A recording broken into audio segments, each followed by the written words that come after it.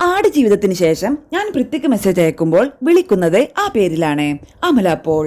മലയാളത്തിൽ കുറഞ്ഞ സിനിമകളിൽ മാത്രമാണ് അഭിനയിച്ചതെങ്കിൽ പോലും മലയാളികൾക്ക് ഏറെ പ്രിയപ്പെട്ട നടിമാരിൽ ഒരാളാണ് അമല പോൾ. തെന്നിന്ത്യ മുഴുവൻ അറിയപ്പെടുന്ന നടി 2009 പുറത്തിറങ്ങിയ നീലത്താമര എന്ന ലാൽ ജോസ് ചിത്രത്തിലൂടെയാണ് തന്റെ കരിയർ ആരംഭിക്കുന്നത്.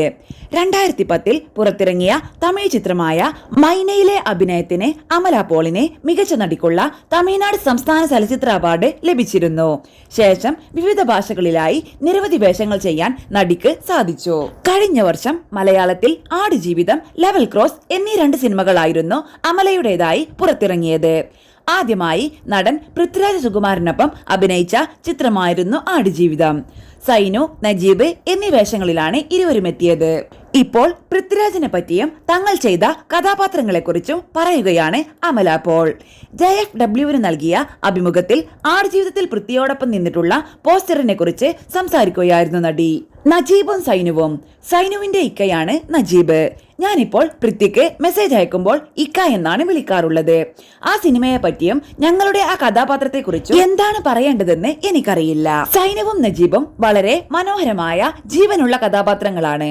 പോസ്റ്ററിലുള്ള ഞങ്ങളുടെ ആ ഷോട്ട് വളരെ ഭംഗിയുള്ളതാണ്, വളരെ റൊമാന്റിക് ആണ്. ആ ഫോട്ടോ കണ്ടാൽ അത് അമല പോളും പൃഥ്വിരാജുമാണെന്ന് എനിക്ക് തോന്നുന്നില്ല.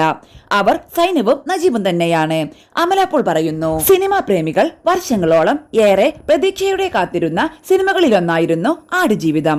മലയാളത്തിൽ ഏറ്റവും കൂടുതൽ കോപ്പികൾ വിറ്റ ഇതേ പേരിലുള്ള നോവലിന്റെ ചലച്ചിത്രാവിഷ്കാരമായിരുന്നു ആടുജീവിതം.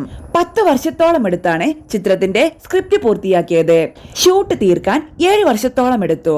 വിഷ്വൽ റൊമാൻസ് പ്രൊഡക്ഷൻസ് നിർമ്മിച്ച ചിത്രം മലയാളം, തമിഴ്, തെലുങ്ക്, ഹിന്ദി എന്നീ ഭാഷകളിലാണ് പുറത്തിറങ്ങിയത്. 2024 മാർച്ച് 28 സിനിമ റിലീസ് ചെയ്തത്. ആദ്യ ദിനം തന്നെ 16.76 കോടി നേടാനും ആടുജീവിതത്തിന് സാധിച്ചു.